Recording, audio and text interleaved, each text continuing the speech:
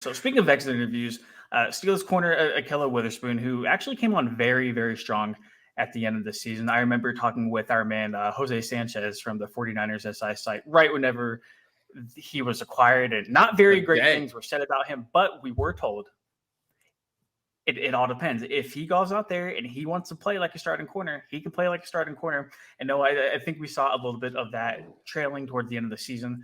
With Joe Hayden's injury, somebody had to step up in that secondary. It wasn't James Pierre. It was Ahkello Witherspoon. And Witherspoon made plays when he had to, pretty much. Of course, he got burnt every now and then. What corner doesn't?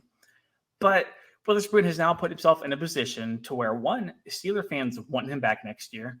And two, he could probably make a little bit of dough depending on what he's looking for. Is that in Pittsburgh? Is that out of Pittsburgh? He had his exit interview with the Steelers earlier, and just, what'd you take from it? Because it sounds like he wants to come back, but I mean, the paycheck might be a little bit different.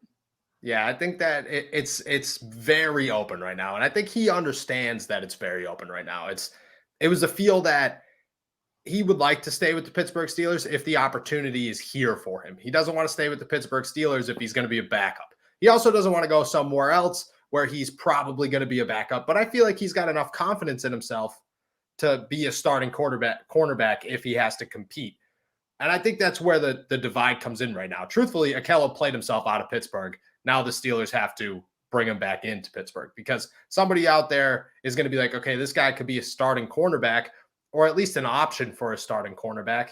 And he's not really nervous about that. I also took that he's, I don't want to say he's hesitant, but I think he's a little scarred from the Seattle issue, from showing up in Seattle, signing a deal there, and then being shipped to Pittsburgh, pretty much the day before the season. That's not a good situation to be in for a corner. It definitely set him back throughout the year, as we saw. And I don't think he wants to do that again. I think that screwed up his whole season. I think that he understands that once he gets a flow going, he'll be fine. At the same time, if you're the Steelers, you're not going to go into this offseason thinking Ahkello Witherspoon and Cam Sutton are going to be the only two starting cornerbacks that you have on the roster. You're definitely going to go get somebody, right?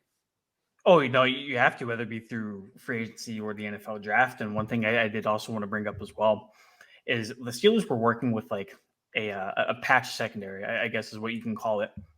And Witherspoon did come in and he did play good down the stretch. I will give him that. But I mean, how good can you expect him to be? How consistent can you expect him to be moving forward on a full-time basis? Because remember, heading into this year, James Pierre kind of did the same thing. Pierre looked good in the small flashes that we saw him playing. Everybody expected him to kind of be that guy moving forward over a 17-game schedule, and he just simply wasn't. So I think that might be what's holding me back, at least mentally, from expecting big things out of Witherspoon. And, typically those guys that bounce from team to team aren't necessarily the guys who are going to solidify a secondary. So I feel like whether it be just for the immediate future or, for the next 3 to 5 years down the road, you got to get somebody else to, at very, very minimum, push the competition level into Steelers secondary room, because Lord knows they need it. Yeah, I think you have to, first off, the draft class is so deep in cornerbacks this season that you have to get a cornerback in the draft. You have to. Even if you whiff on one completely, you have to take a shot at it. I don't think whoever they do bring in is going to challenge Witherspoon for the starting job. I think it does add competition, but I think that's a difference. You know what I mean? I think that he's going to walk into this season expecting to be the starter unless he throws himself out of it, which could happen. I think if they get somebody early, and I mean early, like round 1 or round 2, I would definitely expect whoever they pick to at least push for a starting job right away. Do you like J.C. Jackson?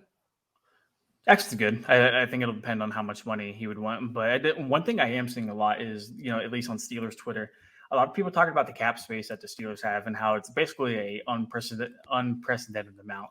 It's a big word for Elmo, unprecedented. You have to remember, like, there's a bunch of guys that are going to need to be re-signed in-house before that money can even be thought of spending that money on the open market. Guys like Minka, are certainly going to be due for a payday. Deontay Johnson, you're kind of getting them there, whether or not the team is bringing back a guy like Juju. is also, another option that they need to look at. Joe Hayden, maybe, depending on what kind of money he wants to get.